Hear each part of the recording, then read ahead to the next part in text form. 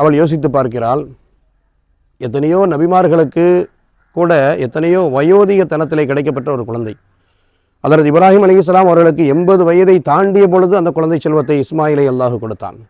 ஹஜ்ரத் ஜக்கரியா அலைஹிஸ்ஸலாம் அவர்களுக்கு 87 வயதுக்கு பிறகுதான் அந்த குழந்தை செல்வத்தை அல்லாஹ் கொடுத்தான். அப்படி நபிமார்களுக்கு கூட அவன் விரும்புகிற அந்த குழந்தை செல்வத்தை, குழந்தை என்கிற அருட்கொடையை அல்லாஹ் நினைத்த மாத்திரத்தில் கொடுக்கல, பெரிய சோதனைகளுக்கு பிறகுதான் கொடுத்தான். ஆனால் அல்லாஹ் எனக்கு நான் கேட்காமலேயே உடனடியாக என்னுடைய வயத்தில் ஒரு குழந்தையை தந்தான்.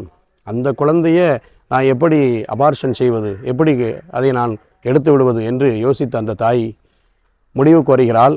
இந்த குழந்தையை நாம் எப்படியாவது பெற்றெடுக்க வேண்டும்.